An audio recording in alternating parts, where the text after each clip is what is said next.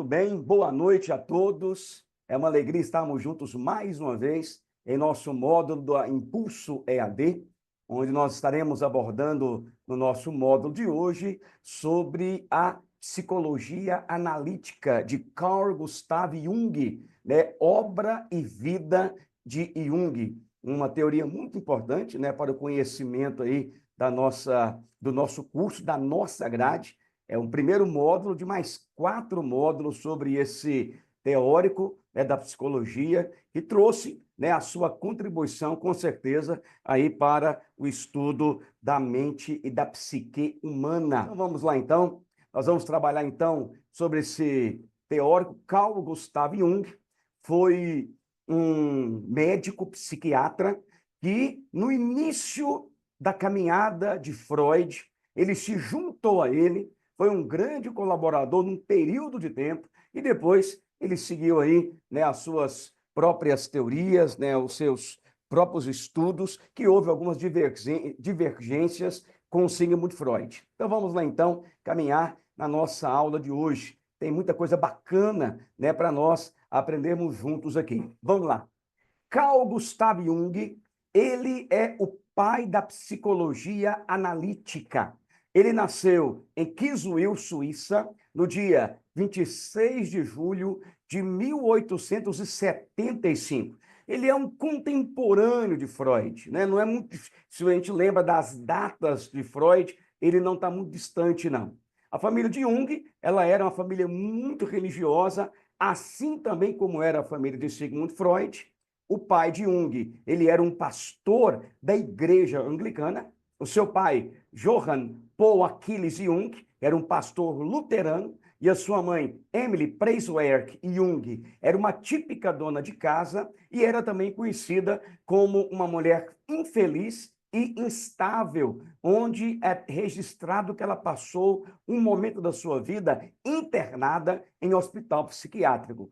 Por ter convivido, né, com as crises da mãe, provavelmente, né, Jung ele se interessou pela medicina, particularmente pela psiquiatria, né, e desde cedo, então, ele era um profundo estudioso dessa área, mas também ele era um estudioso da filosofia, da mitologia, algo que vai ser usado para colaborar, para corroborar, né, no estudo de Jung mais à frente sobre a psique humana. Ele estudou medicina na Universidade de Basileia e também estagiou na Clínica Psiquiátrica Burgolski, localizada em Zurique. Um homem profundamente estudioso, muito inteligente. Nós estamos falando então aqui de Freud, de Jung, como dois grandes gênios que o mundo, né, que o destino, vamos colocar assim, né, os uniu em um determinado momento. E eu creio, na minha visão pessoal, que houve uma contribuição tanto para Jung, como também para Freud, com relação ao desenvolvimento aí das suas teorias com relação à psique humana, ok? Então, houve essa contribuição de ambos os lados. Essa é a minha opinião, né? Bem-vinda, Silvana, para a nossa aula. Já começamos, nós começamos há pouco tempo, tá bom? Vamos lá, então. Estamos abordando aí alguns aspectos introdutórios da vida de Jung. E Jung, ele já tinha um fascínio pela metafísica. Você vai perceber que Jung, ele era um grande curioso, né? Um grande pesquisador das religiões. Para você ter uma ideia, para vocês terem uma ideia, a sua tese de doutorado foi sobre o comportamento de uma médium, que era, na verdade, uma prima dele, que foi, o nome dela era Helene Preiswerk, que ele escreveu sobre o seguinte tema: sobre a psicologia e a psicopatologia dos assim chamados fenômenos ocultos, em 1902. A sua prima era uma garota de 15 anos que atuava aí em sessões espíritas. Jung, ele tinha essa curiosidade, essa perspicácia, porque ele queria entender como que funcionava a mente humana nesses contextos religiosos. da mitologia, da religião, do misticismo, das visões. Alguns até fazem uma crítica a Jung, dizendo que ele era um místico, né? Que ele parecia muito mais um alquimista do que um cientista. Mas é fato que Jung ele era um grande empirista, ou seja, ele analisava todos os fatos cientificamente. E, por uma certa razão, a religião, mais voltada para esse lado da metafísica, da espiritualidade, né, dos fenômenos paranormais, aquilo aguçava, despertava o interesse de Jung na busca do estudo da psique humana.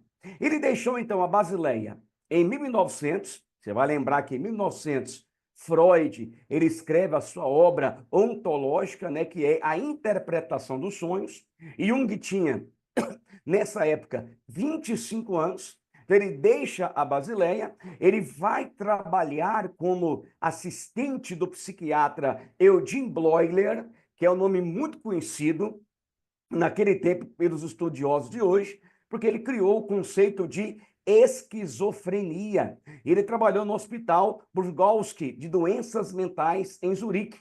A fonte que nós estamos usando é de Rafael Levinstein, que tem aí trazendo uma colaboração sobre a história, né, de Carl Jung. A sua reputação de Jung, ela foi crescendo principalmente pelo seu método que ele desenvolveu, que foi chamado de teste de diagnóstico psiquiátrico de associação de palavras. E, em 1905, ele foi convidado para ocupar a cátedra de professor de psiquiatria da Universidade de Zurique. Preste atenção aqui, meus colegas, sobre o método que Jung está usando. Método que é um diagnóstico psiquiátrico de associação de palavras. Isso vai lembrar a gente que parece muito com o método que Freud ele vai desenvolver na psicanálise. Você vai lembrar que Freud ele iniciou com a hipnose, juntamente com Breuer, e depois ele vai para a associação livre, né, que era aquela ideia de que o paciente falaria livremente aquilo que lhe viria à mente. Então, nós percebemos aqui que ambos esses gênios, tanto Freud quanto Jung, estavam interessados pelo inconsciente humano e eles estão, de forma similar, trabalhando com métodos muito parecidos. Foi, obviamente, essa semelhança de métodos que levou Jung a se aproximar mais de Freud para discutirem e debaterem sobre essa busca e a pesquisa pelo inconsciente. Em 1903, Jung ele casou-se com Emma Rauschenbeck, é o nome mais difícil, né? Daquela região da Suíça. Ela era a filha mais velha de um rico industrial do leste da Suíça, Johannes Rauschenbeck Schneck. A família era dona de uma marca de relógio de luxo. Era uma família próspera, era uma família rica. E após a morte do sogro, de Jung, as filhas e os genros assumiram a indústria da família e isso garantiu para todos uma vida bem acomodada financeiramente. Isso proporcionou a Jung, né, a possibilidade de fazer pesquisas de campo, ficar, por exemplo, 3 anos andando pelos continentes para um estudo em loco sobre a psique humana, porque ele, até o final da sua vida, ele ainda era sócio, a família Jung, né, dessa marca de relógio suíço que garantiu aí boas provendas para a família. E Jung e Emma tiveram 5 filhos: Agathe Neus, Great Baus, Franz Merker, Marianne Nerlus e Helene Horny. Então, essa foi a família que Jung constituiu já no início da sua história aí como médico e como psiquiatra. Boa noite, Cristiane, seja bem-vinda. Bom, a nossa aula começamos agora recentemente. E boa noite também a Bárbara, que está adentrando também aí a nossa aula agora. Bom, como funcionava o método criado por Jung, esse método de associação das palavras, que era tão parecido com a associação livre que Freud estava optando, abandonando a hipnose. Bom, funcionava assim. Uma lista de termos era apresentada ao paciente. E o mesmo, ele precisava responder com a primeira coisa que lhe viesse à cabeça.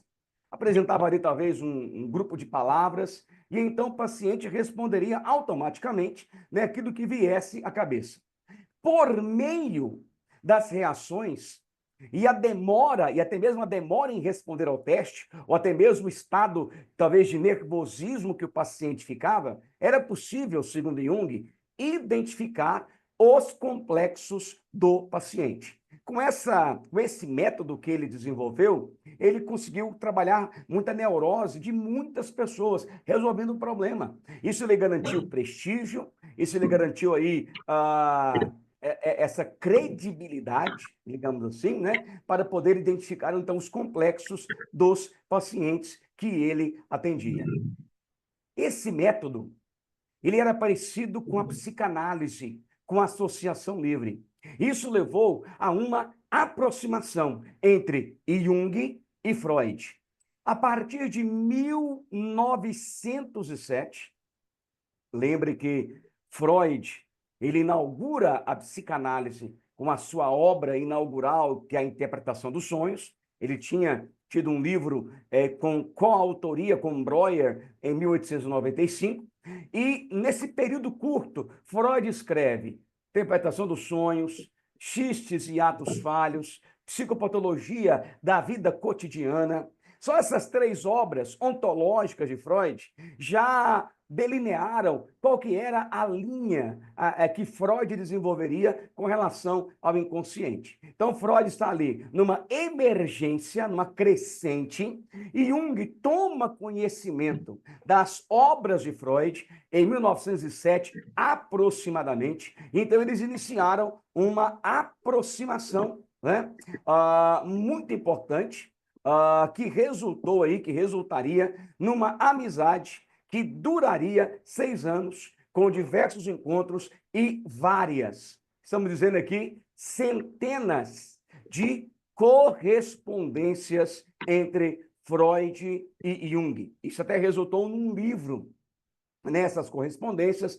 entre eles. Diz a lenda, né, mas é história real com certeza, que no primeiro encontro que eles tiveram, ficaram mais de 10 horas, né, conversando ininterruptamente, né, imagina duas mentes brilhantes como eles, e com o mesmo objeto de estudo, que era sobre o inconsciente humano. Então foi ali uma conversa de titãs, né, que ocorreu entre eles, e disso aí resultou grandes colaborações, né, para essa pesquisa do inconsciente humano.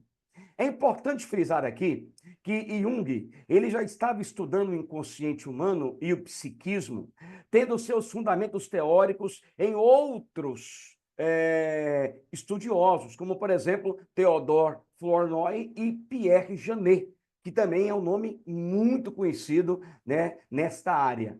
Foi exatamente essa mesma linha de interesse, que é o estudo do inconsciente, da mente humana, da estrutura da psique, que aproximou Jung de Freud. Por exemplo, associações verbais, ideias fixas no inconsciente, complexos, todas essas ideias foram ali bem-vindas entre esses dois teóricos. Isso trouxe uma unidade entre eles. Porém, uma linha que Freud seguia não agradava muito a Jung. Por exemplo, a ideia da sexualidade infantil, complexo de Édipo, libido, suas pulsões, eram pontos que Jung discordava, né, de Freud. E que foi isso que, a posteriori, anos depois, levou então a essa separação entre esses dois grandes cientistas e médicos. Freud chegou a ver em Jung o seu sucessor na psicanálise. a alguém que poderia ajudar na divulgação daquela nova ciência. Por quê? Porque Jung, ele era um não-judeu. Todos os colaboradores de Freud que se juntavam a ele até aquele período eram judeus. E Freud não queria que a psicanálise tivesse esse viés de uma cara, de uma ciência judaica. Então ele viu em Jung um gênio, alguém que abraçava suas ideias, que tinha como objeto de estudo também o inconsciente. Então Freud apostou, digamos assim, as suas fichas em Jung e viu nele alguém que continuaria, né, o seu legado para a divulgação da psicanálise pelo mundo. Nós temos aqui uma famosa foto, né, uma fotografia dos primórdios da chamada Associação Psicanalítica Internacional.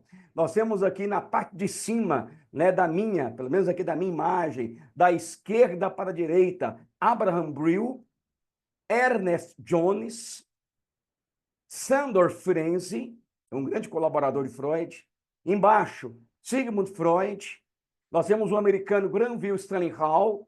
E nós temos à direita, na extrema direita aqui, Carl Gustav Jung. Para você ter uma ideia como ele colaborou muito com Freud, Jung ele foi o primeiro presidente da Associação Psicanalítica Internacional, que foi de março de 1910 até abril de 1914. Então, olha como essa amizade, essa aproximação rendeu grandes frutos ali para a ajuda da divulgação da psicanálise nos seus primórdios. Porém, nós sabemos que gênio é gênio e cada um ele vai ter a sua linha de pesquisa, de interpretação. E aos poucos foi criando aí alguns contratempos, algumas divergências de ideias entre Freud e Jung com relação àquelas teorias iniciantes. O lançamento do livro de Jung, um dos livros dele, né, mas esse aqui particularmente, Símbolos da Transformação, de 1912, foi decisivo para o rompimento dos laços entre Jung e Freud. Jung passou 3 anos reclusos, voltado para o estudo do próprio inconsciente e análise dos sonhos e visões. Desse período, resultou o tão famoso Livro Vermelho, que foi um mergulho dentro de si. Quando o Jung lança esse livro, né, Símbolo de Transformação, já havia grandes embates entre ele e Freud, onde ele não entendia, não aceitava com facilidade a ideia que Freud tinha sobre um aspecto monolítico da libido, sendo ela puramente sexual. Era uma tese que Jung interpretava assim. Eu, particularmente, não vejo que Freud abordava nessa perspectiva, mas Jung via dessa forma e então ele não concordava com isso. Ele entendia que a libido ela tinha outras energizações, né, que ele vai desenvolver depois nos tipos psicológicos, na sua teoria dos tipos psicológicos, mas isso levou Jung, então, a escrever discordantemente de Freud e acabou que não havia mais condições deles, então, estarem juntos. Esse rompimento foi um rompimento até um pouco traumático para eles, que trouxe um prejuízo para eles. Né? Jung, ele é descrito por ele mesmo como ele sentiu muito esse baque dessa separação, né? E ele mesmo fala que se ele não tivesse aí mergulhado, né, no seu inconsciente, nessa busca profunda, ele poderia ter desencadeado uma psicose. Ele mesmo fala sobre isso. Então ele se reclusa por 3 anos, ele dava aula, ele para de dar aula, ele se volta para essa busca, ele faz uma viagem pelos continentes, ele busca agora um autoconhecimento e uma pesquisa profunda para poder então desenvolver as teorias que ele escreveria com mais profundidade. Em seu livro de 1921, Tipos Psicológicos, Jung, ele evidenciou as diferenças entre a sua teoria e as teorias de Freud.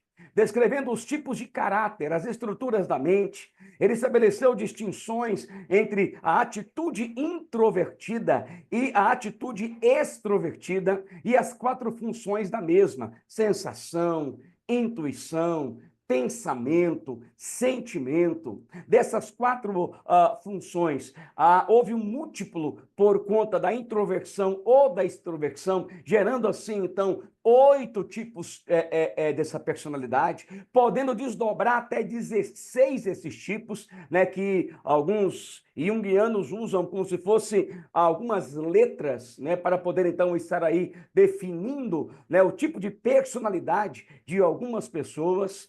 E ele então começa a desenvolver a sua própria linha, seguir o seu próprio caminho, né, das suas próprias teorias com relação aí aos tipos psicológicos da psique humana. A partir de 1920, Jung, ele iniciou uma série de viagens a lugares remotos da Ásia, do continente africano e também das Américas. E ele conheceu povos nativos. E ele analisou hábitos, mitologia e a religião. Essa viagem que Jung fez trouxe um resultado que estabeleceu um construto muito importante da sua teoria, que foi sobre o chamado inconsciente coletivo. E ele trabalhou também sobre o aprofundamento da sua abordagem psicológica. Essa ideia do chamado inconsciente coletivo é algo peculiar, inerente, né, ao estudo de Carl Gustav Jung, dessa viagem que ele fez aí pelo mundo, digamos assim, né, analisando, né, os tipos de povos, as mitologias, a religião desses povos, levou ele a uma conclusão que havia um padrão, que havia algo comum nestes povos, apesar de nunca eles terem se encontrado. Apesar deles nunca terem tido algum tipo de contato, parece que havia um tipo de padrão nos aspectos religiosos, nos aspectos mitológicos que circundavam essas nações e essas pessoas. Por conta disso, ele então desenvolve a sua teoria do chamado inconsciente coletivo. É importante aqui ressaltar, né, nesse momento, que o interesse de Jung por várias áreas paranormais, como o espiritismo, como a yoga, como até mesmo a telepatia, a alquimia, lhe rendeu muitas críticas, dizendo que ele não era um cientista de verdade, que ele não era um empirista, né? Mas o seu interesse era em conhecer como tais práticas revelam sobre a mente humana. Você vai lembrar, por exemplo, que na área da religião há uma discordância muito grande entre Freud e Jung. Sabemos que Freud ele se declarou ateu na década de 20, né? E ele não via a religião como algo saudável para a psique humana. Ele vai fazer uma crítica depois sobre isso. Porém, Jung, quando desenvolve o seu aspecto, a sua teoria do inconsciente coletivo, ele vê na mitologia e ele vê na religião algo que colabora para a construção do psiquismo humano, do psiquismo humano. Mas é muito importante lembrar aqui, meu povo, que ele não está falando de religiosidade. Ele está falando de alguém que estuda os fenômenos religiosos. É como se ele analisasse a ciência da religião. Essa seria a ideia. Então, ele vai analisar todas as religiões, ele vai caminhar pelo mundo todo e ele vai perceber um padrão comum em toda a estrutura humana. E ele vai trazer o nome disso depois de inconsciente coletivo. Ok? Há alguma coisa até aqui que vocês queriam falar? Estamos caminhando bem? Alguma pergunta? Pode ficar à vontade. Tranquilo? Vamos Tá lá bem então. tranquilo até agora. Ok? Vamos lá então. a fase final da sua vida, 1940. Ô, meu grande amigo Luiz Henrique, Ô, prazer tê-lo professor, aqui, meu querido. prazer é todo meu, satisfação. Desculpa o atraso, viu? Tudo na Santa Paz? Confundi, achei que era às 8. Tudo bem. Bom demais. Seja bem-vindo e traga as suas colaborações aqui sobre o teórico Jung, hein? Vai ser muito bacana. Muito obrigado, professor. A fase final da vida de Jung, 1940, 1961, foi uma fase muito produtiva na vida de Jung, né? E na mesma linha que ele seguiu, que era análise de visões, sonhos, delírios, principalmente sobre si, porque ele passou por um período de algumas enfermidades, né? Um problema cardíaco, né, um problema ortopédico que ele teve, e ele aproveitou esse período, né, para poder então aí fazer essa autoanálise, né, nas suas visões, nas suas reflexões, nos seus sonhos, né, para poder aprofundar mais nas suas obras. E na sua obra final, né, O Homem e os Seus Símbolos, ele buscou apresentar os principais conceitos da psicologia analítica ao público leigo, né? Então, ele tentou trazer de uma forma mais simples para que as pessoas que não tivessem tido ainda um acesso a esse conteúdo pudessem compreender aquilo que ele pretendia na sua obra. Ele faleceu em 6 de junho de 1961, na cidade de Kursnech, na Suíça. Então, lá no seu túmulo, né? Ainda se encontra alguns dizeres, inclusive até um versículo bíblico, né, de Paulo, de Coríntios, capítulo 15, né, sobre o homem carnal e o homem espiritual. Até mesmo uma expressão falando sobre a certeza de que Deus estava ali.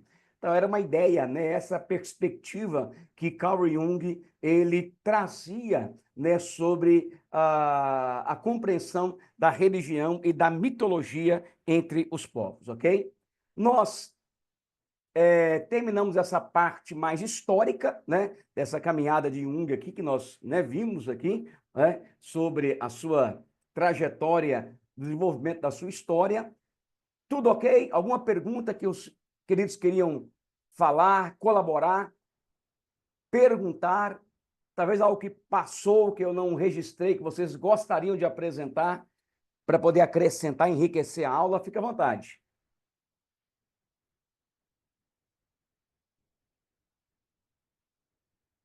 Podemos continuar?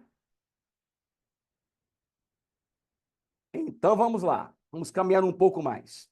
Bom, nosso objetivo na aula de hoje não é aprofundar nas teorias de Jung, porque nós vamos fazer isso em outras aulas. Nós vamos pegar aí, geralmente, cada aula, talvez as próximas 4 aulas, e nós vamos trabalhar com muita calma cada uma das teorias, né, que Jung ele desenvolveu. Então, nós vamos aprofundar mais em cada uma delas. Mas nós queremos ver aqui as principais, né, como que Jung desenvolve essas teorias, como que ele percebe a estrutura psíquica do ser humano, né, como que ele trabalha isso, e, né, tentarmos depois, fazermos aí pequenos comparativos, né, com a obra de Freud e com a obra de Jung, tá ok? Vamos lá então. Eu acho que desse ponto histórico aqui, a gente lembra, né, que o que motivou a aproximação dele com Freud foi o mesmo interesse pelo inconsciente, talvez a ideia da associação de palavras que ambos usavam trouxe mais interesse da parte de Jung em se aproximar de Freud, conhecer Freud, e eu ressalto, particularmente eu creio que tanto Freud trouxe uma contribuição para o pensamento de Jung, para o amadurecimento do pensamento de Jung, quanto Jung também, né, nos seus contrapontos, trouxe algumas reflexões para Freud, não é verdade? Quando há separação, Freud tem que tentar desenvolver aí defesas, ele vai falar sobre o narcisismo em 1914, né, que é um resultado direto praticamente, né, desse embate entre ele e Jung. Ou seja, então ali, ferro com ferro se afia, segundo a Bíblia Sagrada fala, e vai resultar ali, né, uma síntese hegeliana que vai produzir benefícios. Alguns vão até dizer, por exemplo, que a expressão complexo que Freud passou a usar foi oriunda até do próprio Jung, que Jung vai usar a expressão, né, complexo em um dos seus pontos de teoria, tá joia? Ou seja, a unanimidade é burra, isso é fato. Então, o contraponto, ele é necessário, até mesmo para que nós venhamos a refletir sobre as nossas próprias convicções. Isso nos ajuda a fazer uma reflexão, né, para que não haja aí seguirmos de forma aí impensável, sem pensar, sem analisar. Não é essa a ideia, né? Ou seja, o contraponto ele é bom, importante para nos ajudar a refletir filosoficamente. Beleza? Vamos lá então. Principais construtos da psicologia junguiana. Então, o que Jung pensava acerca do psiquismo humano? Né? Se ambos trabalhavam com a ideia do inconsciente, né? A pergunta é: será que nós podemos falar de uma psicanálise junguiana? Então, é uma pergunta interessante, né?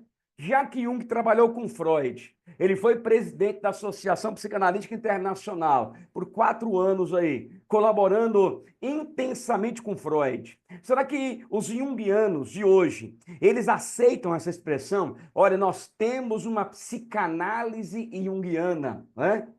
Se você for conversar com um junguiano, geralmente ele vai dizer que não. Ele vai dizer que não. Ele vai fazer uma distinção bem clara, ó, psicanálise é para Freud, nós trabalhamos aqui com a psicologia analítica, né? É diferente, né? Então parece que, mesmo que tenham vivido essa sobreposição num período de tempo, né? Eles não gostam de aceitar essa ideia, né, de uma psicanálise junguiana. Eles sempre vão dizer sobre uma psicologia analítica, essa é a ideia. Professor, Pois não? vou fazer uma pergunta aqui. Essa afirmação que o senhor fez agora, né? Que os junguianos, eu poderia dizer que os psicólogos junguianos, porque os Sim. psicanalistas junguianos, Não, não, eu acho que eles não aceitariam. hã? Eu Eu acho que digo eles assim, não, acho que eles não se denominam assim. mesmo os psicanalistas, Não, psicanalista, sim, ele vai trabalhar, né?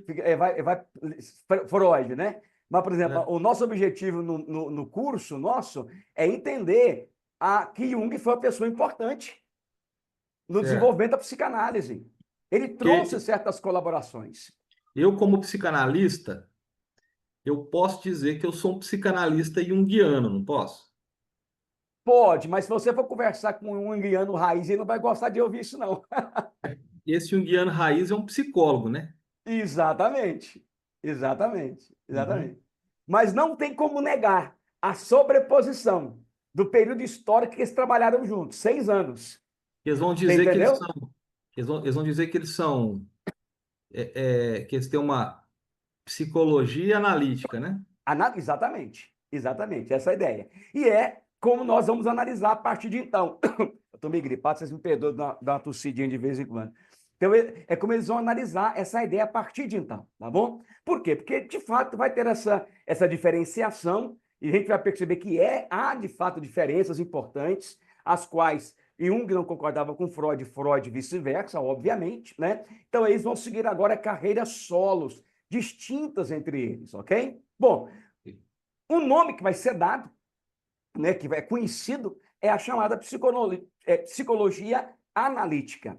Sempre é importante lembrar que Jung já estudava o inconsciente. Ele não estuda o inconsciente a partir de Freud, pelo contrário, é pelo fato dele já estar estudando o inconsciente que ele se aproxima de Freud, que tinha também o mesmo interesse.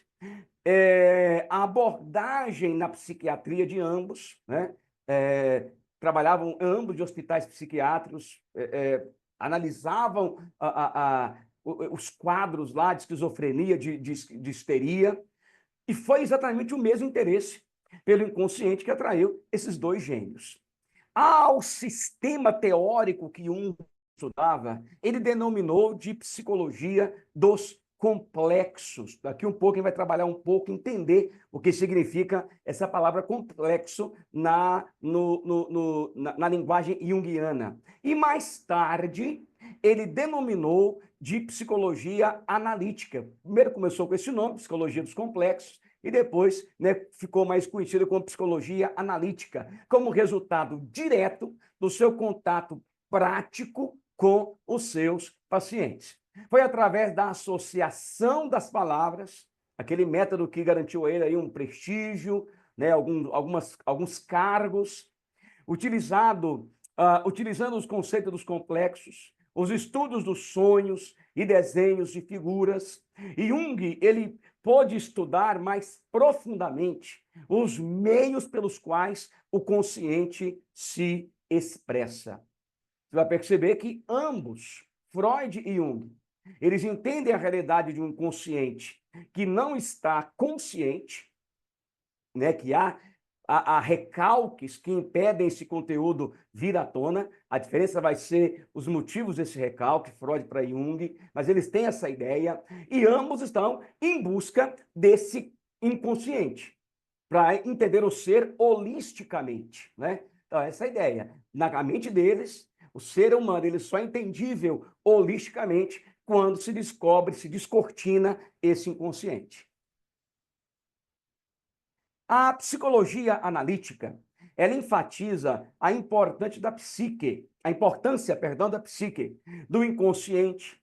Ele vai trabalhar o conceito de arquétipos, do processo de individuação, talvez um alvo final dessa busca, do inconsciente coletivo, símbolos, né? Os signos com seus significantes correlacionados aos povos, os tipos psicológicos e uma diferenciação da psicanálise do conceito mais abrangente de libido. Lembra que eu falei que essa discordância, né, entre Jung e Freud é que trouxe essa ruptura? Enquanto que na mente de Jung, a ideia de uma libido monolítica, ou seja, puramente sexual, não era aceita por ele. Então, ele vai desenvolver um outro conceito de libido, de energização, né? Vai trabalhar nos tipos psicológicos, que ele vai desenvolver toda uma teoria própria dele, né? Então ele diverge de Freud justamente nessa ideia, na ideia da libido, né? Eu particularmente creio, né, que Freud não tinha essa ideia monolítica quanto à libido, né?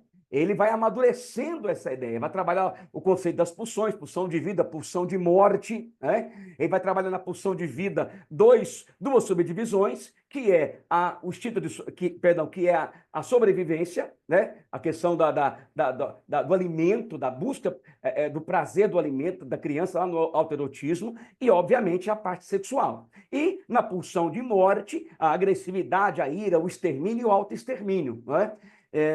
Freud amadurece isso, né? Então, a ideia de que é puramente, eu acho que é meio ácido, foi meio ácido da parte de Jung, mas é algo meu aqui. A perspectiva da religião na psicologia analítica junguiana é bem distinta da psicanálise. Isso aqui é outro ponto importantíssimo. Por quê? Enquanto Freud ele disse que a religião é uma neurose obsessiva coletiva, e Jung via na religião um conteúdo do inconsciente coletivo, presente em todas as culturas. Então, enquanto Freud ele tinha uma visão mais crítica da religião, né, para aqueles que chegavam ao seu consultório, e na visão de Freud a religião trazia aí um prejuízo, digamos assim, né? Um prejuízo, ela intensificava o sofrimento com as barreiras de recalque e repressão, e Jung ele percebe não que a religião, a mitologia, ela tinha ali uma colaboração na construção do inconsciente coletivo para a humanidade. Vamos lá. Bom, como se construir, então, a estrutura do psiquismo junguiano? Se houve diferenças, como que Jung enxergava a constituição do psiquismo humano? Nós, que temos estudado a psicanálise freudiana, sabemos que nós temos duas tópicas freudianas sobre a estrutura do psiquismo, não é verdade? A primeira tópica fala sobre consciente, pré-consciente e inconsciente. Temos a figura do iceberg, ou seja, eles estão bem divididos locativamente e usados como substantivos.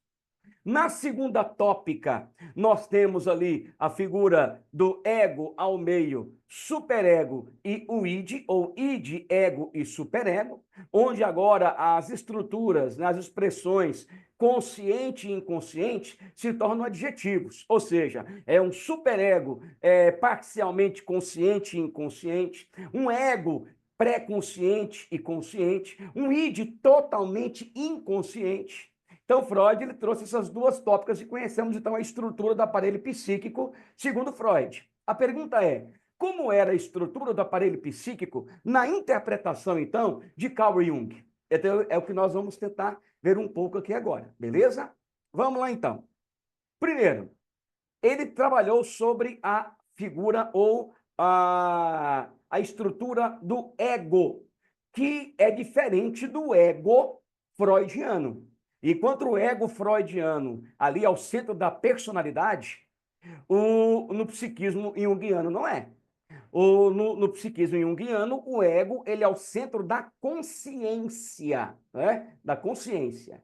Podemos também tentar fazer uma leve, sutil semelhança ou similaridade sobre o ego consciente, mas mesmo assim não é saudável, né? Então, para Jung, o ego ele era o centro da consciência. Funciona como um gerente dos aspectos conscientes da mente. Informações, processos mentais que direcionamos a nossa atenção de forma deliberada. Está muito claro ali. E esse ego, ele vai trabalhar conscientemente as informações que chegam, que são administradas, são os processos mentais que são direcionados, né, para a nossa atenção e dar-se ali os devidos comandos. Ele é um centro da consciência. A segunda parte desse aparelho psíquico junguiano é o que ele chama de inconsciente pessoal, que abarca todas as experiências individuais que foram reprimidas, que foram esquecidas, traumas, frustrações e etc. É uma aquisição do conteúdo subliminar. Aprendemos sem darmos conta disso.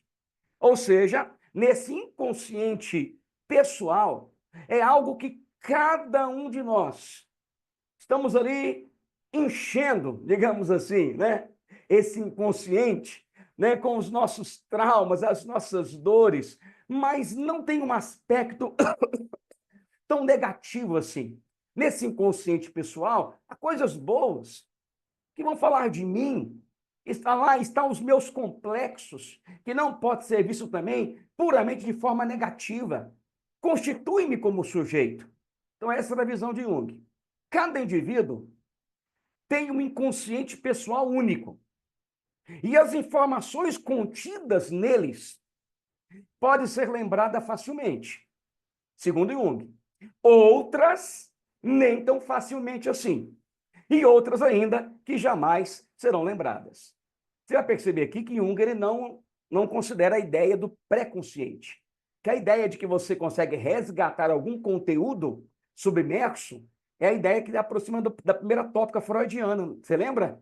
Onde você tem conteúdos no seu pré-consciente e alguém fala assim, você lembra da Maria? Estudou lá na quinta série com a gente? Essa Maria, Maria, Maria. E com um pouco de esforço, você consegue resgatar aquele conteúdo do pré-consciente. E Jung não faz essa diferença.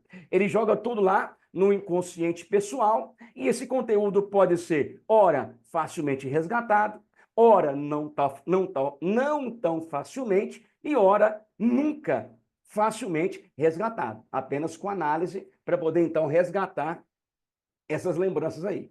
Então, olha só, psiquismo, estrutura do aparelho psíquico de Jung, até agora, o ego, que é o centro da consciência, não é o centro da personalidade. Para o freudianismo, sim, para Jung, não. Depois, uma camada abaixo, nós temos o inconsciente pessoal, que é a constituição minha, do meu inconsciente, com os meus conteúdos, com as minhas repressões, com os meus recalques, com as minhas dores e com os meus complexos, que podem ser coisas boas e coisas ruins. E ele fala, então, agora de uma terceira instância desse psiquismo, que ele chama de inconsciente coletivo. Qual que é a ideia do inconsciente coletivo? Este tem suas raízes no passado coletivo de toda a humanidade. O conteúdo psíquico, ele é passado para as novas gerações. E são praticamente os mesmos para todas as pessoas em todas as culturas. Essa ideia de inconsciente coletivo. Conceitos relacionados a deuses, a maternidade, a heróis e etc., formam o conteúdo psíquico do inconsciente coletivo, alimentado pelos nossos antepassados, perpassando de geração para geração. Esse conteúdo ele não está inerte, ele não está inativo. Pelo contrário, eles estão constantemente influenciando a vida mental e o nosso comportamento. Enquanto que para a estrutura psíquica do freudianismo, né, o inconsciente, ele é a parte submersa, né, que está ali, onde encontra-se as nossas pulsões, os nossos traumas, as nossas dores, as nossas pulsões sexuais, a nossa agressividade. Né? Jung vai falar sobre um inconsciente coletivo. Eu até ouvi uma teórica junguiana falando, né, que ela usava até o mesmo desenho, a mesma metáfora do iceberg. Só que ela dizia o seguinte, que a ponta do iceberg é o ego, do oceano para baixo do iceberg é o inconsciente pessoal e o oceano seria o inconsciente coletivo. Então, também é uma ideia que eles apresentam. Qual que é a ideia desse inconsciente coletivo? Que é um conteúdo psíquico que é passado para as novas gerações e são praticamente os mesmos para todas as pessoas e para todas as culturas. Então, a isso, Jung, ele chamou de inconsciente coletivo. Deu esse nome de inconsciente coletivo. Até aqui, como é que nós estamos? Dá um feedback para nós aí, para poder ver como é a compreensão desse conteúdo.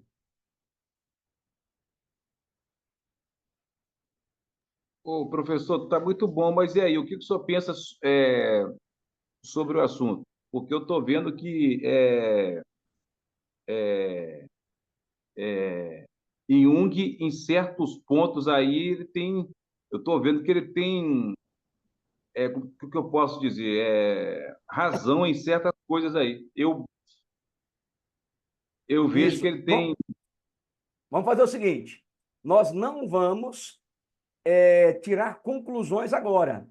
Nós vamos assimilar esse conteúdo, tentar, né, perceber as diferenças dos conteúdos desses teóricos, né, porque lá no final é que nós vamos fazer essa amarração, né, sobre esses dois teóricos, ok? Então, como é muito precoce para nós, né, estamos conhecendo esse teórico, digamos assim, né, Carl Gustav Jung, que em alguns pontos traz aí esse contraponto com a psicanálise freudiana. Então, vamos assimilar, perceber onde há pontos de diferença entre eles, ok? E depois, ao final, nós traremos as nossas conclusões. Beleza? Eu estou tentando aqui trazer o conteúdo de Jung de forma muito, muito clara, sem trazer aquela caricatura. Às vezes eu sou um freudiano, eu quero fazer uma crítica em Jung, então eu apresento um conteúdo meio caricaturado. Não, meu objetivo não é esse. Eu quero trazer o conteúdo como ele ensinou, como o junguiano pensa, essa é a ideia, para que possamos, com muita sinceridade, ao final, depois, chegarmos às nossas conclusões. Viu, Fabiano? Então é isso aí. Vamos ferver a cabeça aí, tá certo? Vamos trazer essa fervura na nossa cabeça aí. Alguém mais? Luiz aí, que já estudou Jung, quer falar alguma coisa? Uma das meninas aí. Professor, Pois não. não, não, tá tudo tranquilo, beleza, tá? Manda bala. Você que já estudou Jung, a hora que quiser colaborar, manda bala aí, até mesmo discordar, hein? Vamos lá. Ok, obrigado. Uma das moças aí, nossas colegas, quer falar alguma coisa? Cristiane, Silvana, Bárbara, o Davi que está conosco também. Como é que estamos até aqui? É agora tranquilo para mim, professor. Ok. Silvana, como é que estamos, Silvana? Tá tranquilo. Bárbara, como é que estamos aí, Bárbara? Tá tranquilo também, professor. Davi Romualdo, como é que está o Davi?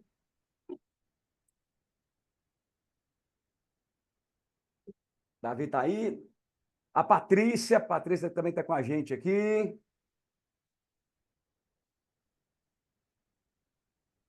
Vamos lá um pouquinho então? Vamos lá então. Bom, vamos tentar ver aqui um pouco mais sobre esse inconsciente coletivo. Esse material, esse conteúdo que se encontra no inconsciente coletivo, não é formado simplesmente por ideias, mas sim por tendências humanas inatas, ok? Ele não é essa bolsa que vai se enchendo, já está lá, já é inato a nós. São predisposições para agir de determinadas formas, é uma herança, né, dos antepassados, segundo Jung. Quando nascemos, haverá um momento em que essas sementes inatas, elas irão desabrochar e germinar. Elas irão eclodir e vão trazer então aí, estarão prontas para serem usadas quando necessárias. E Jung chamou de modo particular de funcionamento um certo padrão comportamental que se expressa por imagens ou formas arquetípicas. Nesse inconsciente coletivo, então, se encontram os chamados arquétipos. Daqui a pouquinho daremos uma definição do que seja o arquétipo. O desafio, deixa eu tentar, ok? O desafio, então, é o autoconhecimento nessas três instâncias psíquicas, né, para o relacionamento do self, que é o centro da personalidade humana. Enquanto que na psicanálise freudiana, o ego é o centro da personalidade. Nós encontramos agora aqui o self, a figura do self, como centro da personalidade humana. Boa noite, Eudi, tudo bem? Se puder desligar o microfone, por favor, ou quiser falar. Obrigado. Ok, mas quando quiser falar, fique à vontade. Muito obrigado. Então, esse self, o que é o self? É esse autoconhecimento nessas três instâncias psíquicas, que obviamente vai desembocar, né, mais à frente na individuação.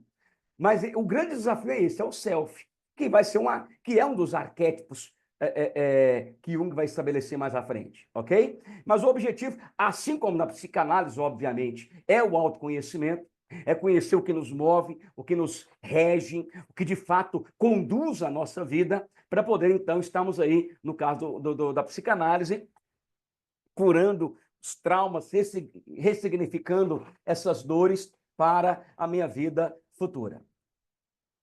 A frase conhecidíssima de Jung, né, é assim, é essa: até você se tornar consciente, o inconsciente irá dirigir a sua vida e você vai chamá-lo de destino. Até você se tornar consciente, o inconsciente irá dirigir a tua vida e você vai chamá-lo de destino. Então, tanto Jung quanto Freud, eles criam nessa ideia de que há uma parte submersa do nosso psiquismo, esse inconsciente, que de fato conduz a nossa vida e que ele precisa ser desvendado, vasculhado, né, para encontrarmos aí, no caso de Jung, ele vai trabalhar esse verdadeiro self, o nosso verdadeiro eu, que é o centro da personalidade humana, ok? Essa seria a ideia. Tá no ar. uma recapitulada, né, naquilo que nós apresentamos, para poder dar uma refrescada, né, na nossa mente sobre esse inconsciente coletivo, né? O objetivo, o desafio é o autoconhecimento nessas três instâncias psíquicas junguianas, que é o ego, o inconsciente pessoal e o inconsciente coletivo, né? Para poder, então, nós estamos ali descobrindo o self. Esse seria o objetivo. E então ele coloca essa frase: até você se tornar consciente, o inconsciente irá dirigir a sua vida e você vai chamá-lo de destino. Bom, ele vai usar uma metáfora muito interessante para poder trabalhar um pouco essa ideia do descortinar, do autoconhecimento, né, na busca pelo desvendar do inconsciente. Bom, ele vai trabalhar sobre 3 níveis da consciência, que é a metáfora do alpinista. Primeiro ponto é a consciência disfuncional, que Jung chamou de consciência disfuncional, que é a fase inicial da montanha. O alpinista, ele não consegue enxergar nada à frente, além da montanha. Então ele tem lá o seu ego, a sua consciência, porém ela é disfuncional, por quê? Porque ainda há muitas barreiras que impedem uma visão plena de toda a situação. Segundo estágio, ele chama de consciência relativa, que é o meio do caminho, como se o alpinista estivesse escalando a montanha e chegasse então no meio do caminho. O alpinista já consegue ver algo além da montanha, parcialmente coberta, mas não tem a visão total ainda. No terceiro estágio, que ele chama de consciência plena, equivale ao topo da escalada, onde nada mais encobre a visão do alpinista. Do ponto mais alto, conseguimos ver todo o horizonte à frente. Essa é a metáfora que ele apresenta sobre a ideia de tornarmos conscientes. Tanto a consciência disfuncional como a relativa, elas correspondem ao estado de inconsciência, ou seja, o cérebro agindo de modo automático, com respostas padrões, pensando que o que ocorre é do destino. Não é assim mesmo, eu sou assim mesmo, eu não sei por que eu ajo assim, mas eu sou assim. Na consciência plena, você vê nitidamente quem é de verdade e quais são suas verdadeiras limitações e virtudes. Este é o self, que Jung ele desafia, né, aí na sua teoria a chegarmos lá e alcançarmos esse objetivo. Temos alguns desenhos, né, que são sugeridos pelo Jung com relação a essa estrutura psíquica, né? Veremos mais outra figura mais à frente, mas essas duas dão-nos uma ideia. Da minha esquerda aqui, né? Vou tentar decifrá-la para nós aqui. Observe bem. Bom, nós temos o modelo junguiano da psique. Qual que é a ideia? No topo aqui, nós temos o ego, tá vendo? Essa ideia do ego, que faz essa cinturinha, digamos assim, né? Que é essa parte consciente da nossa consciência. É um ego consciente. Depois, essa parte do meio, nós encontramos então o chamado inconsciente pessoal. Esse inconsciente pessoal, ele é formado pelos nossos complexos. Daí a letra C que está aí. Ou seja, é o resultado da minha história, dos meus traumas, das minhas vivências, dos meus complexos. Podem ser complexos de forma negativa, mas também pode ser complexos de forma positiva, né? Que me ajudam. Então, nesse inconsciente pessoal, lá estão, então, os meus complexos.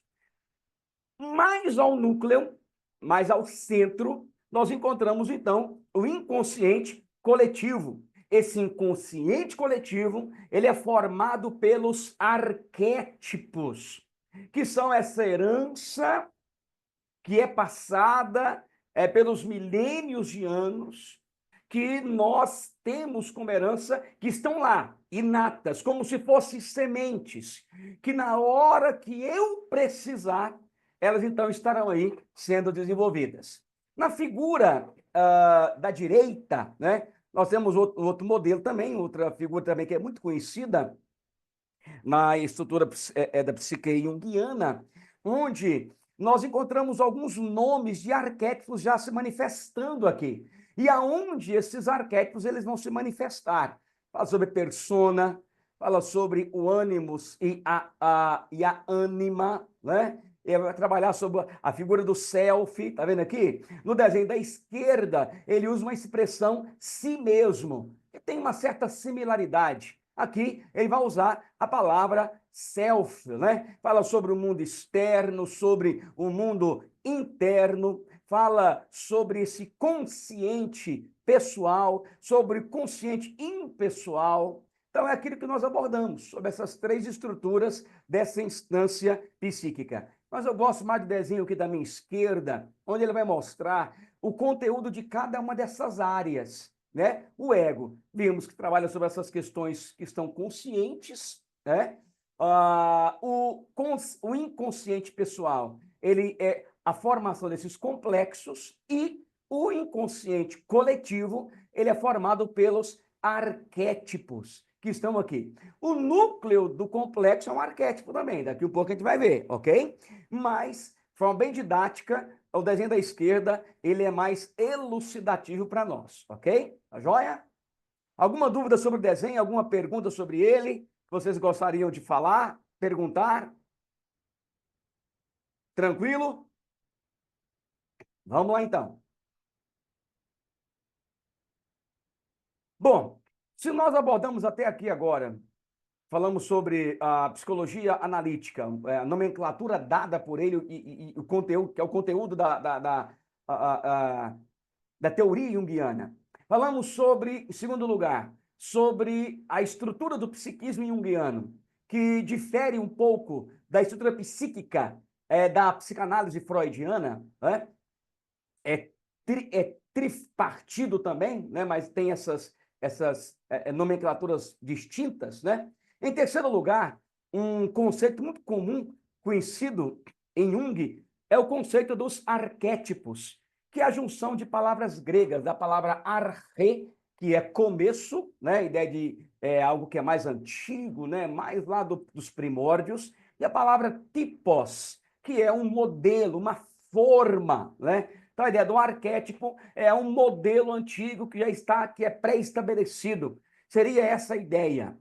Surgem a partir das tendências inatas, localizadas no inconsciente coletivo. Ninguém fala assim, tive um trauma e por causa desse trauma surgiu um arquétipo do velho sábio na minha vida. Não, eu fui abusado na infância e por causa desse abuso, agora o arquétipo da sombra, ele está conduzindo a minha vida. Não, eles já estão lá, segundo Jung, no inconsciente coletivo. Eles estão em forma de semente, né? Eu estava fazendo uma análise esses dias, e quando analisando ali a constituição do sujeito, né, na obra de Freud, de Lacan, por exemplo, a expressão transgeracionalidade é algo muito parecido com essa ideia do inconsciente coletivo, né? Porque quando nós estamos ali na nossa constituição como sujeitos, na psicanálise a partir de Freud, né? Nós temos ali a colaboração da transgeracionalidade, ou seja, uma herança, né? Quer genética, quer de conteúdos dos nossos cuidadores primários, nossos pais. Não é verdade? Querendo ou não, estão lá, né? Mas é uma elucubração minha. Fecha aspas, fecha a digressão, voltamos para cá. Só para poder comentar algumas coisas aqui. Vamos lá. Bom, eles surgem a partir de tendências inatas, localizadas no inconsciente coletivo. Para Jung, eles têm uma base biológica e se constituíram ao longo dos milênios, através das repetidas experiências dos nossos ancestrais. Todos têm potencialidades para o desenvolvimento de muitos arquétipos, e somente a experiência vivida por cada um que levará à ativação de determinado arquétipo. Vamos pegar, por exemplo, aqui, o Jung usa essa ideia, né? O João de Barro. Quem ensinou o João de Barro a fazer uma casinha de João de Barro? Fala para mim. Quem ensinou João de Barro a fazer a casa com a porta aberta de forma determinada, contra sol, contra vento? Como? Aprendeu de quem? A tartaruga marinha, quando eclode o ovo, já vai direto para o mar. Então, Jung fala que também é um tipo de padrão no ser humano, que, obviamente, por ser diferente dos demais animais, não é instintivo, nós aprendemos isso em Freud, nós somos pulsionais, né? Mas há um padrão que nós seguimos. E esse padrão é o que Jung poderá chamar aqui de arquétipo, que está inato a nós, que vai eclodir em determinado momento na nossa vida, né? Para poder, então, estarmos aí desenvolvendo a nossa psique nos momentos da nossa vida. Todos têm potencialidades para desenvolvimento de muitos arquétipos. E olha só, somente a experiência vivida por cada um levará à ativação de determinado arquétipo. Não é porque existem aí 8, 12 arquétipos junguianos que eu vou usá-los todos, que todos estarão ativos na minha vida. Pelo contrário, eles estão em forma de semente e eles eclodirão de acordo com a experiência vivida por cada um de nós, de acordo com cada momento que vivemos, traumas complexos da nossa vida, é que eles receberão a ativação para a nossa caminhada. Vale ressaltar aqui que o arquétipo, apesar de ser do inconsciente coletivo, ele é inerente ao indivíduo, passando também pelas instâncias conscientes e do inconsciente pessoal. Não é porque ele está naquele arcabouço do inconsciente coletivo, né, que ele não é inerente ao indivíduo. Pelo contrário, para Jung, a constituição desse indivíduo aborda, engloba o inconsciente coletivo. Ok? Essa é a ideia dele. Então, quais são esses alguns desses arquétipos, né, que estão aí inerentes a nós, inativos, porém ativados quando necessário, né, mas fazem parte da nossa constituição como indivíduo, como sujeito? Quais são eles, os mais comuns, digamos assim, né? Pelo menos a priori, depois teremos uma aula só para abordar todos esses arquétipos, né?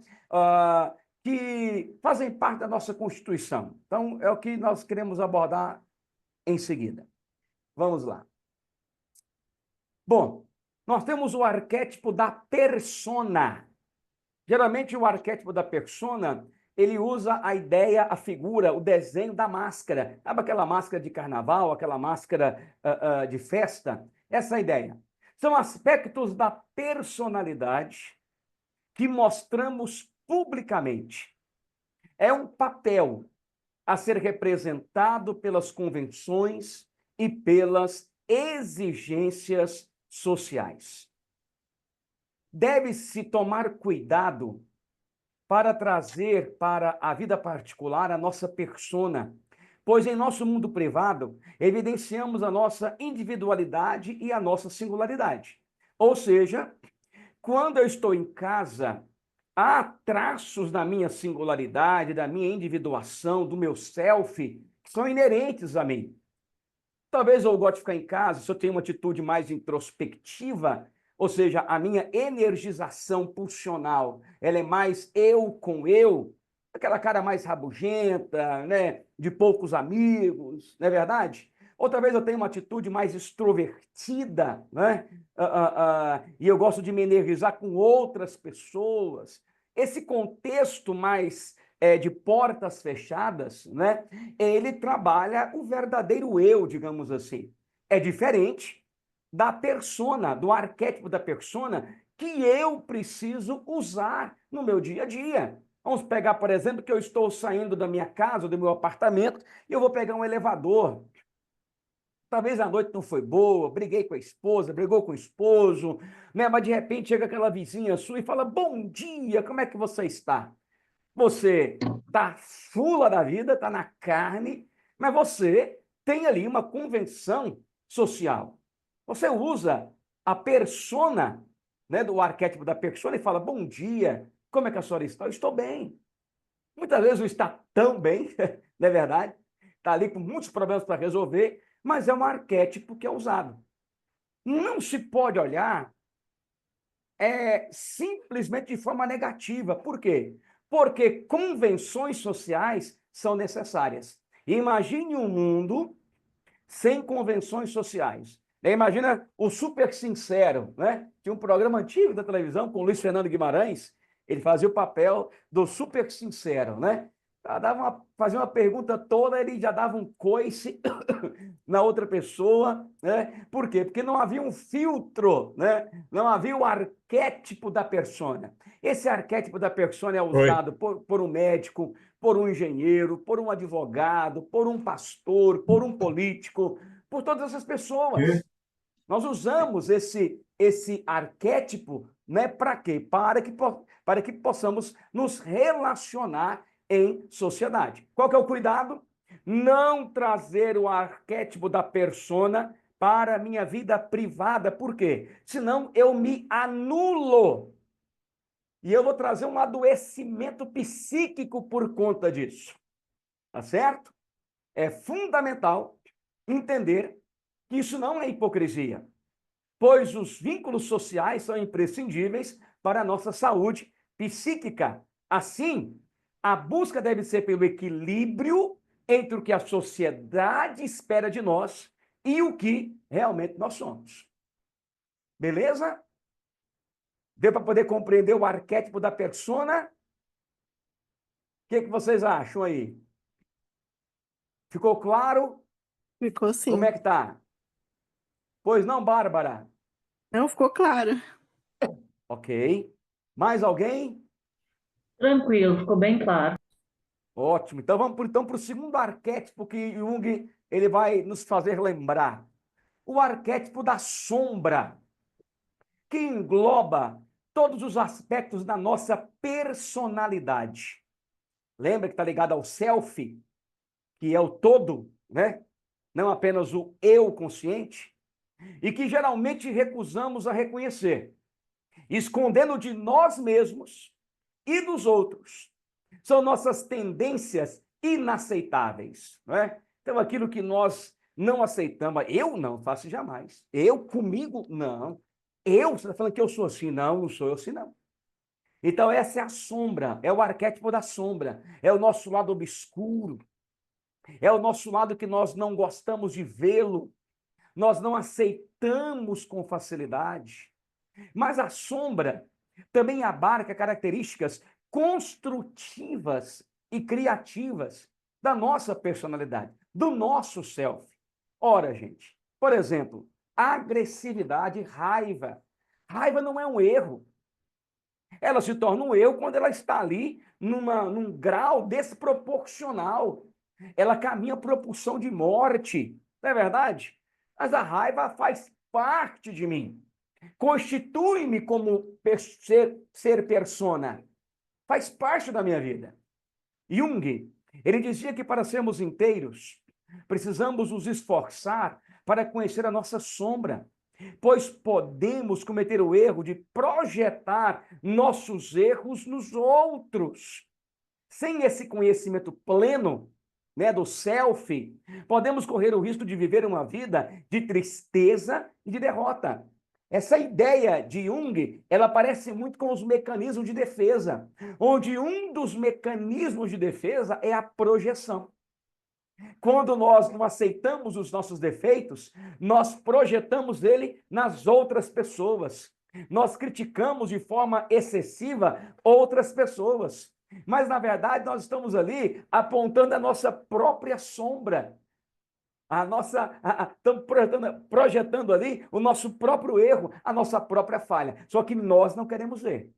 É por isso, então, que o autoconhecimento me levará a conhecer o arquétipo da sombra que há em mim.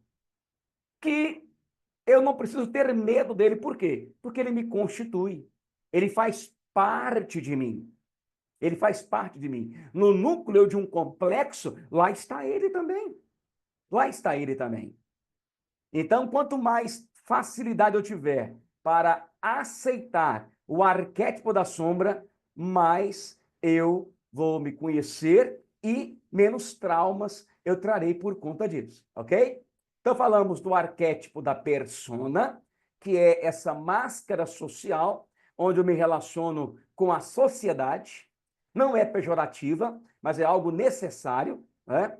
Ela não pode vir para a minha vida privada, senão eu posso ali estar anulando o meu self, ok? Nós vimos sobre o arquétipo da sombra, que é esse lado mais obscuro nosso, ao qual temos medo de perscrutar, de sondar, mas não é preciso isso, porque isso nos constitui, faz parte de nós. E agora, o arquétipo chamado ânima, que, segundo Jung, ele representa os aspectos femininos que constituem uma parte do inconsciente coletivo dos homens. A ânima é o lado feminino do homem, é o seu lado emocional. Muitos homens, eles têm dificuldade em aceitar esse arquétipo, precisando derrubar muitas barreiras psíquicas, né? Aquela ideia, homem não chora, para com isso, tem que ser forte, né? Então essas imposições, digamos assim, né? Elas nos levam a ter maior dificuldade em aceitar a ânima que há em todo homem. Esse arquétipo, ele é resultado que os ancestrais tiveram com suas mães, com suas irmãs, relacionalmente falando, com suas cuidadoras, com suas esposas. Então, esse arquétipo é o resultado do encontro, do relacionamento, da vivência que eles tiveram, formando uma imagem global da mulher. A ânima, ela modela todos os relacionamentos que o homem terá com as mulheres durante a sua vida e irá projetar a sua ânima nas mulheres que ele encontrará. Então, até delicado essa análise, por quê? Porque não apenas faz parte de um arquétipo que é de um inconsciente coletivo, mas também que está dentro do conteúdo do complexo, que também é uma ânima. Ou seja, dependendo dos relacionamentos que eu tive com as mulheres, né, desse período, como que eu vou projetar a minha ânima nas mulheres que virão? Oxalá eu tenha tido boas experiências nos primórdios da minha vivência, para que então eu possa agora cuidar bem da namorada, honrá-la, respeitá-la, vê-la, né, de uma forma carinhosa, emocional, para poder ser um bom marido para essa mulher. Não é verdade? Oxalá isso aconteça, tá bom? Então essa é a ideia. A minha ânima, ela vai projetar essa imagem nas mulheres que eu vou encontrar, então, na minha vida. Se, para o homem, há o arquétipo da ânima, para a mulher, há o arquétipo do ânimos, que é o lado masculino da mulher, responsável pelo pensamento e a racionalidade. Esse arquétipo, ele é resultado que as mulheres do passado tiveram com seus pais, com seus maridos, com seus irmãos, com seus companheiros, com seus filhos, formando uma imagem geral do homem.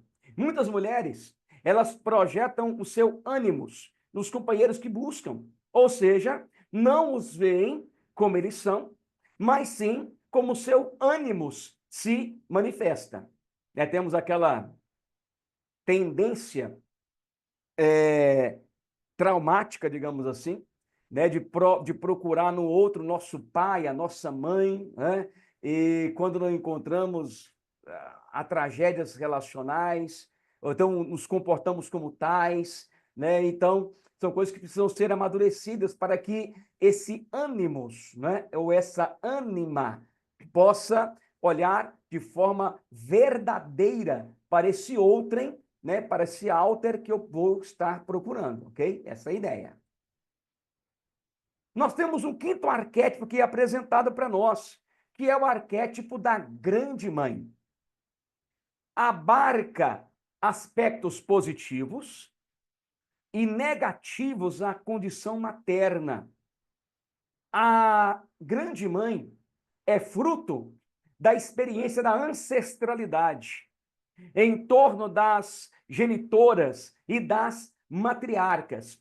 Você lembra que Jung, ele fica 3 anos andando pelos continentes, fazendo pesquisas em loco e analisando as religiões, os mitos, e justamente foi esse resultado que gerou então aí a construção do inconsciente coletivo e da figura dos arquétipos, onde ele encontra esses arquétipos em todas as sociedades,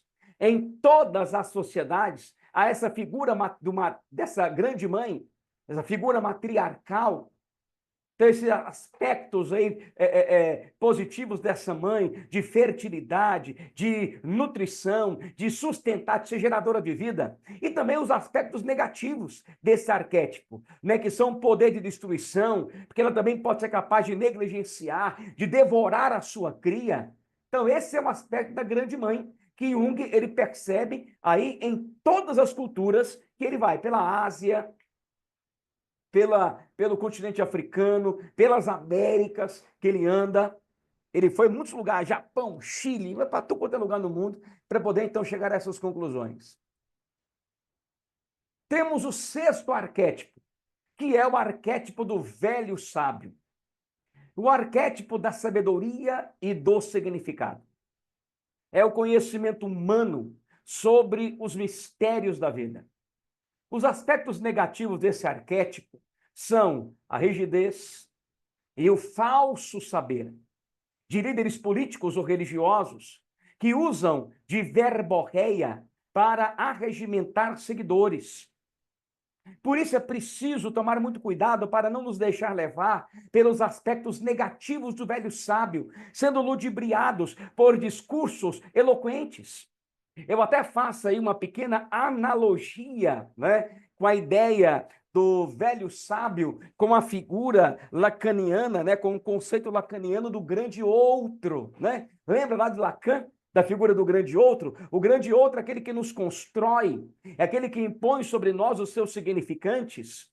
Lembra do período ali de alienação e separação? Alienação é o período onde o grande outro, ele vai impor sobre nós os seus significantes, nós somos cheios deles, ele vai trazer também automaticamente os seus traumas sobre nós, as suas dores sobre nós, e haverá um momento onde nós, constituídos como sujeitos, estaremos nos separando da figura do grande outro, lembra? Então agora, seguindo o nosso próprio caminho, não é verdade? Então, essa é a ideia. Eu faço uma pequena analogia nessa ideia. Por quê? Porque a figura do velho sábio, de uma forma pejorativa, e do grande outro, também de uma forma pejorativa, é a ideia daquele que impõe erros. É daquele que impõe conceitos errados na minha vida. E eu preciso, então, o quê? Desmistificar, me livrar de crenças limitadoras, daquilo que me limita durante a minha vida. Eu lembro uma vez que uma tia comentando um episódio engraçado, que ela namorava um rapaz de uma zona rural, muito, né, do interiorzão, e de repente começou a chover com relâmpagos, raios, né? E de repente a mãe, a matriarca, gritou: corre lá na copa e tampa o espelho. Aí a filha riu, falou: mãe, para de bobeira. Não tem problema não deixar o espelho estampado com raio. Aí uma outra tia falou assim: deixa ela, Maria. Quando o raio matar ela, ela vai ver. Então são aqueles conceitos, né, do arquétipo do grande sábio, do grande outro, que são impostos a nós carregamos essa carga, né?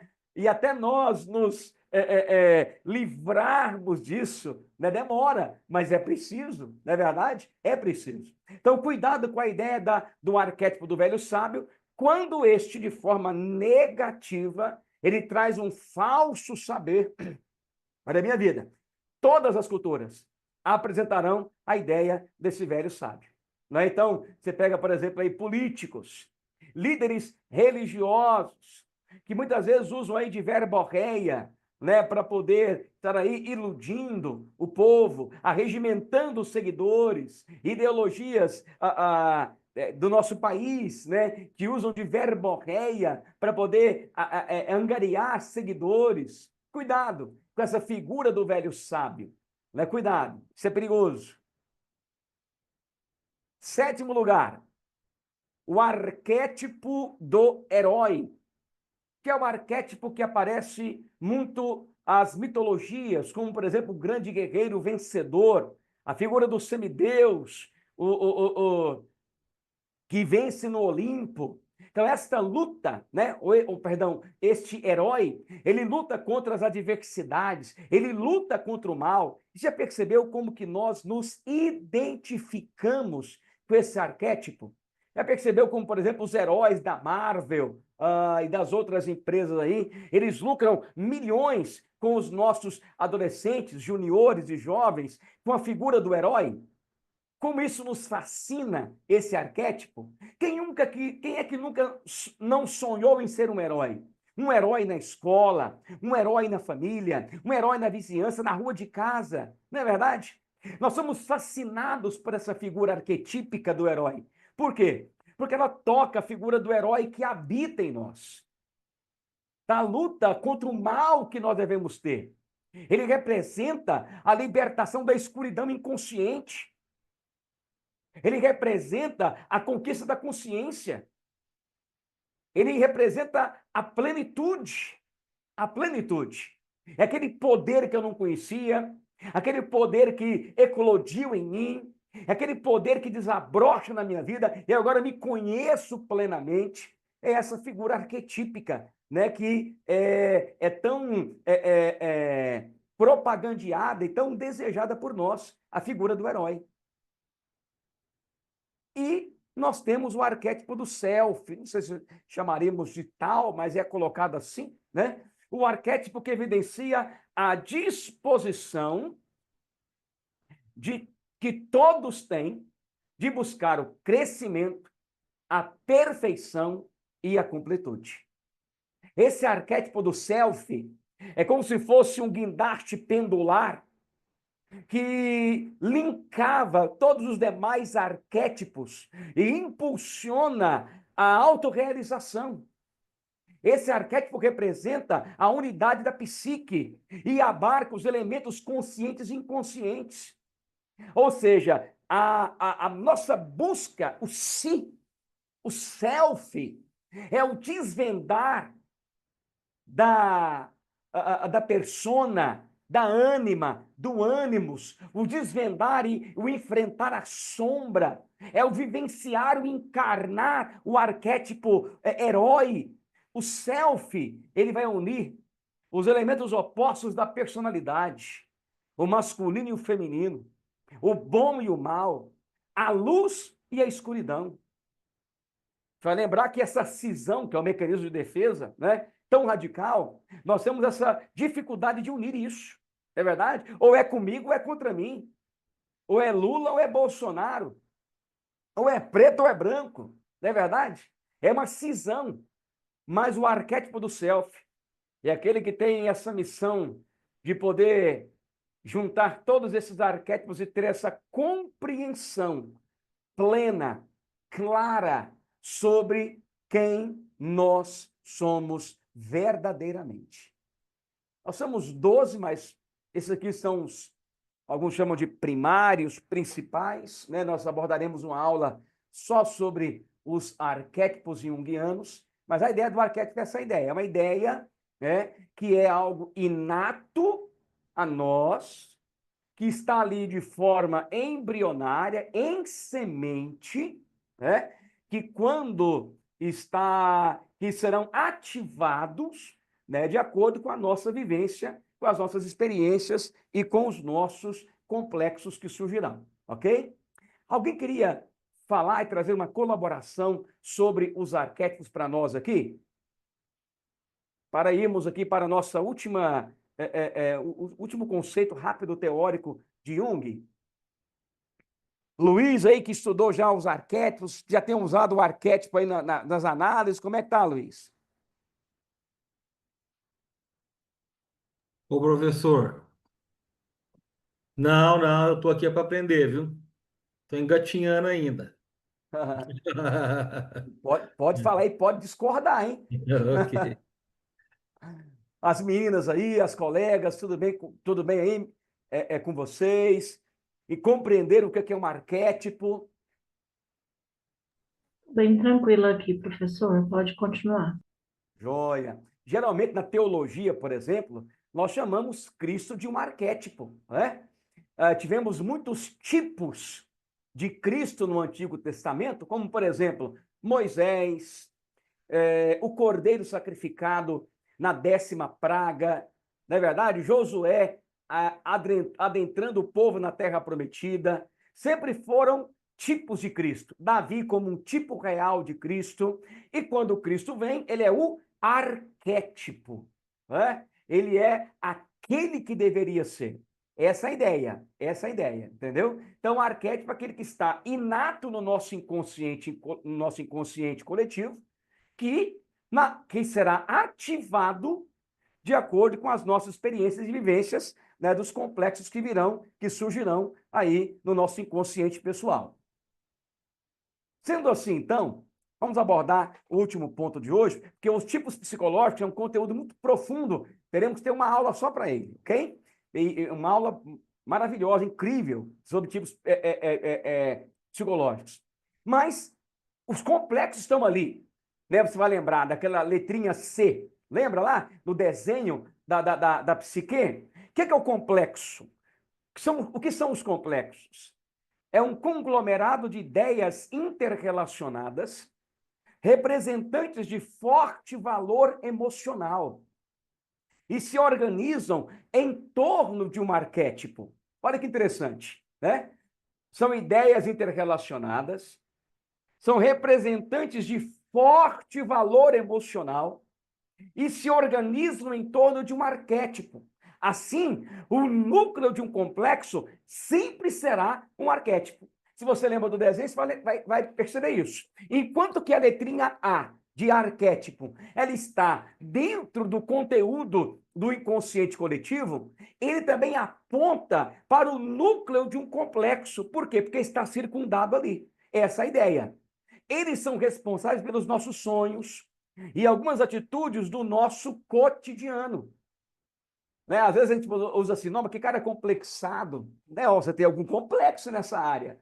E a ideia, no senso popular, de complexo é isso, ou seja, é um representante de um forte valor emocional. Algo que trouxe trauma, que trouxe dor, ou que trouxe, obviamente, muito gozo, que trouxe muita alegria, não é verdade? E, obviamente, o que vai estar ali no núcleo desse complexo certamente será um arquétipo, ou uma sombra, ou uma persona, uma máscara social, ou um velho sábio, ou uma ânima, ou ânimos, ou um herói, não é verdade? Que estão no núcleo desse complexo. Essa é a ideia junguiana. Quando o complexo ele é ativado, quer por um trauma ou por um conflito moral, ele se apresenta sempre como com uma grande carga emocional. Os complexos eles não são negativos em si. Você pode analisar por si mesmo, né? Que podemos ter cargas emocionais boas e ruins, não é mesmo? Podemos ter um trauma de dor, de um abuso, de uma agressão, ou ter um trauma, ou podemos ter uma explosão de gozo, que é algo maravilhoso, não é mesmo? É uma explosão, algo positivo. Para Jung, eles são caminhos que podem nos levar ao inconsciente. Mas cuidado, seus efeitos podem ser negativos, pois complexos inconscientes, eles podem se apoderar do ego, trazendo mudanças comportamentais e estados alterados na minha consciência. Ora, se o complexo ele está no meu inconsciente pessoal, ele tem uma forte carga emocional, ele pode afetar o meu ego consciente. Se eu lembro da psique na psicanálise freudiana, O que impede do meu conteúdo inconsciente sair para o consciente? É justamente a barreira do recalque.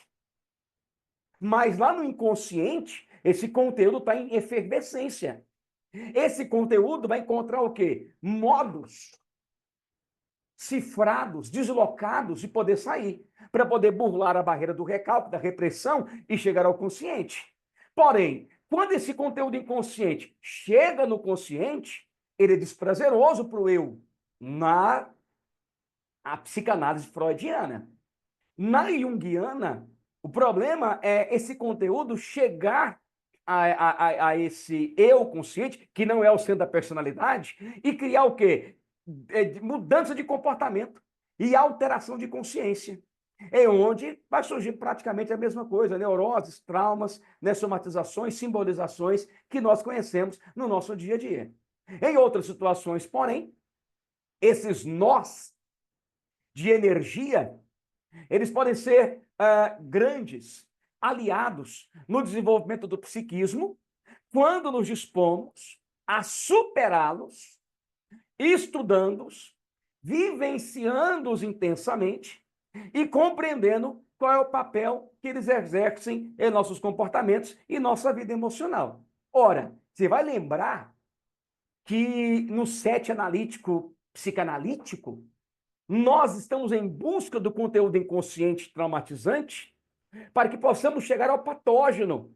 Ao chegar ao patógeno, há uma catarse, há uma abreação, há uma explosão emocional. E a partir dali, a cura começa numa ressignificação para o presente. Na análise que Jung faz com relação a esse conteúdo que está ali nos nossos complexos, é algo similar, é algo parecido. Ou seja, só que enquanto que nesse inconsciente freudiano há um conteúdo desprazeroso ao ego, que tem que ser reprimido, digamos assim, para Jung ele vê esse conteúdo não tão desprazeroso assim, mas algo que pode ser descoberto e trazer um pouco de alegria. Fala, puxa vida, eu sou isso. Eu não sabia que eu tinha essa potencialidade. E então, essa busca do self vai, então, me ajudar a ser mais pleno, a ter o autoconhecimento e a chegar, então, à minha individuação, que é o meu objetivo final, ok? No final das contas, gente, vai ter o mesmo objetivo. Essa é a minha ideia, por caminhos diferentes, mas alguns vão concordar comigo por isso. Mas a ideia, autoconhecimento, ressignificação do presente, se conhecer melhor, conhecer-se, ter um self, um si mesmo pleno. Quando nós falarmos sobre os tipos psicológicos, né, da atitude introvertida, extrovertida e as 4 funções, é que nós vamos ver então como que um vai abordar isso, né? Que vai abordar isso. Na nossa psicanálise freudiana, nós trabalhamos com a neurose, com aqueles que chegam em dor ao set.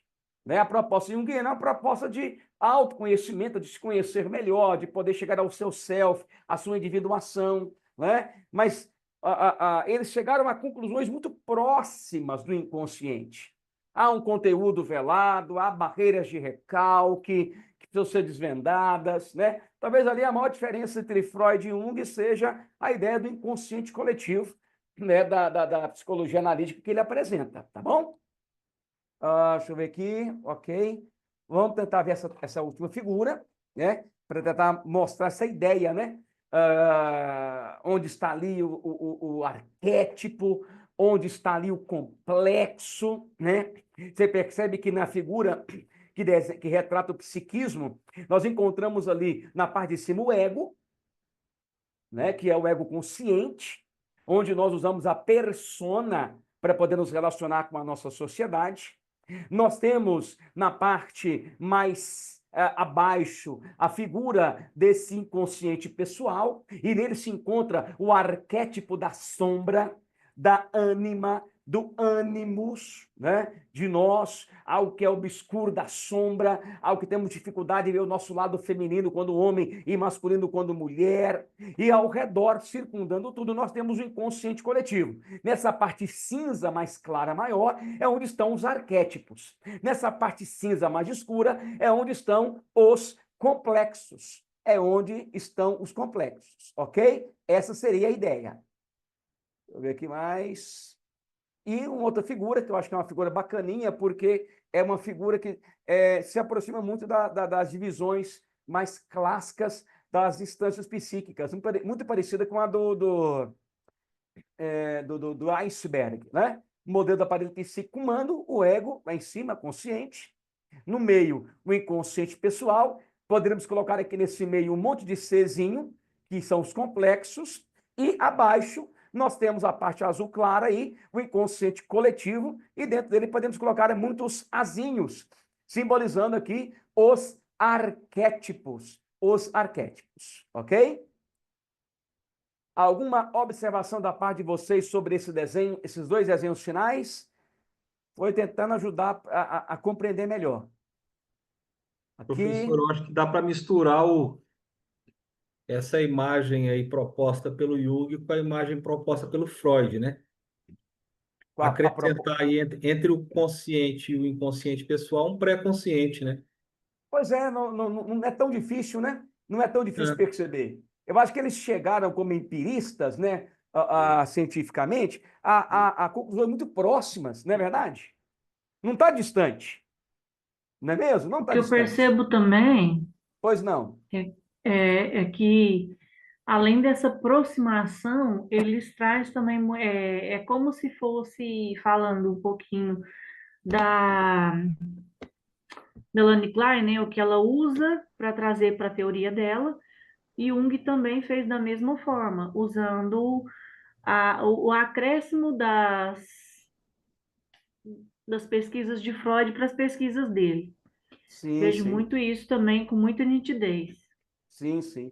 Tu sabe, grandes contribuições. Então, ou seja, não são assim discrepantes, né? A gente percebe, eu até chamaria de um progresso, né? Os discípulos trouxeram uma certa evolução, amadurecimento, né? Como, por exemplo, Lacan trouxe grandes contribuições na psicanálise freudiana. Então, acho que é uma coisa bacana de perceber isso aí, né? Quando trabalharmos os tipos psicológicos, né? A gente perceberá também algumas similaridades com relação a isso aqui, tá certo? Vamos fechar o nosso Para a PowerPoint. gente fechar, poderíamos dizer que a base da psicanálise, Ah, o professor Kleber, então poderíamos dizer que a base da psicanálise são os estudos de Freud. Com os estudos de Freud veio Melanie Klein, Jung, Winnicott, Lacan, Winnicott, tem um outro que o Samuel cita muito, mas agora fugiu da cabeça, que também foi o terapeuta da Melanie Klein. Eu vejo que, assim, algumas simbologias que veio de Freud foram apenas dado um outro nome, mas que se a gente for colocando mesmo ali e fazendo essas comparações, a gente consegue ver a nitidez ali de Freud com as mudanças de alguns termos. É isso mesmo? por exemplo, quando Jung se aproxima de Freud em 1906 e 7, né? Ele se aproxima de Freud justamente pelos estudos do inconsciente. Isso uniu eles. Freud e Jung trabalharam juntos por 6 anos. 6 anos. E Jung, ele foi presidente da Associação Internacional Psicanalítica por 5 anos. Ou seja, caminharam juntos. Depois, né, que Jung ele foi tendo algumas discordâncias contra a ideia de libido de Freud, e aí seguiu o seu próprio caminho, né? Isso é algo comum, digamos assim, né? Mas você percebe que a base deles caminharam muito tempo juntos. É isso mesmo, é isso mesmo. Então, quando nós estudamos Freud, estudamos Jung, esses teóricos, eu creio que nós temos uma agregação, nós temos aí uma somatização, onde muitas vezes, fica aqui até uma dica bacana, na clínica, eu posso fazer uma combinação dessas teorias aplicando o meu analisando. Não é difícil, não é difícil fazer isso. Então, você pode fazer isso. Entendeu? São colaborações. Ou seja, você tem uma overview, uma cosmovisão desses teóricos, isso te ajuda bastante, bastante. Então, talvez o que está obscuro em uma área, talvez na outra área que ele traz uma clarividência maior que chega ao patógeno daquele que está lá na clínica com a gente. Então, não é difícil.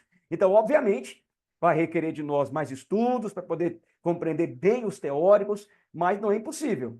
Então, nós estamos aqui para isso, né? Para poder estudar bastante e, se Deus quiser, sermos excelentes naquilo que fazemos. Tá bom?